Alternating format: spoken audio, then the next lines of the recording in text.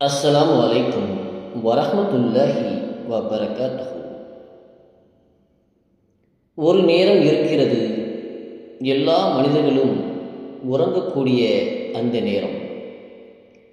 அந்த நேரத்தில் இந்த உலகம் அமைதியாக இருக்கும். உலகமே அமைதியாக இருக்கக்கூடிய அந்த நேரத்தில் அல்லாஹ் நம்மை நேரடியாக அழைக்கிறான். ஏன் அழைக்கிறான்? எதற்காக அழைக்கிறான்? அல்லாஹ் நம்முடைய வேண்டுதலுக்காக, நம்மளுடைய மன்னிப்பிற்காக அல்லாஹ் நம்மை அந்த இரவில் நேரடியாக அழைக்கிறான். ஒவ்வொரு இரவிலும் இரவின் கடைசி நேரத்தில் மூன்றில் ஒரு பகுதி இருக்கும்போது இறைவன் அல்லாஹ் கீழ்வானத்திற்கு வந்து, அதாவது முதல் வானத்திற்கு இறங்கி வந்து, என்னிடம் யாராவது பிரார்த்தித்தால் நான் ஏற்கிறேன், யாராவது மன்னிப்பு கேட்டால் நான் மன்னிக்கிறேன், யாராவது என்னிடம் தன்னுடைய தேவையை கேட்டால் நான் தருகிறேன் என்று அல்லாஹ் கூறுவதாக நபிகள் நாயகம் ஸல்லல்லாஹு அலைஹி வஸல்லம் அவர்கள் கூறினார்கள். இது முஸ்லிமில் 1386வது ஹதீஸாக இடம்பெறுகிறது. இரவில் உள்ள இந்த நேரம் ஒரு சாதாரண நேரம் அல்ல, இது தஹஜ்ஜத்துடைய நேரம். அல்லாஹ் கீழ்வானத்திற்கு வந்து நம்மை அழைக்கக்கூடிய நேரம். மக்கள் எல்லோருமே தூங்கிக் கொண்டு இருக்கக்கூடிய இந்த நேரத்தில் அல்லாஹ் நம்மை எல்லாம் அழைக்கிறான். என்னிடம் கேளுங்கள், நான் தருகிறேன். என்னிடம் மன்னிப்பு கேட்டால் நான் உங்களை மன்னிக்கிறேன்.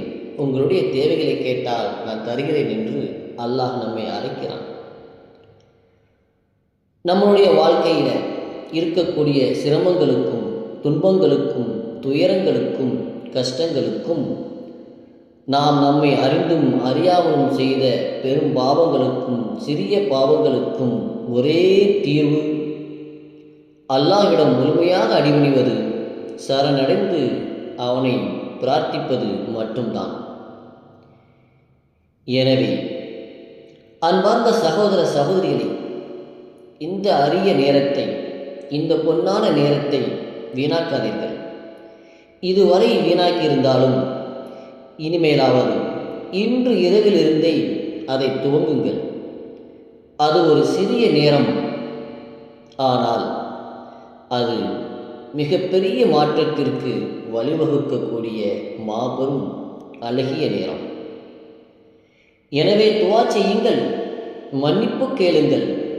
அல்லாஹ் நிச்சயமாக கேட்பான், பதிலளிப்பான். அல்லாஹ் நம்மை அழைக்கும் அந்த நேரத்தில் நாம் மறுபடியும் தூங்கிக் கொண்டிருக்கலாமா?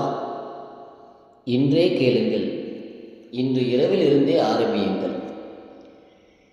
இந்த வீடியோ உங்களுக்கு பயனுள்ளதாக இருந்தால் லைக் செய்யவும், சப்ஸ்கிரைப் செய்யவும், மற்றவர்களுக்கும் பகிரவும். உங்கள் துஆக்கள் ஏற்கப்பட அல்லாஹ் அருள் புரிவானாக.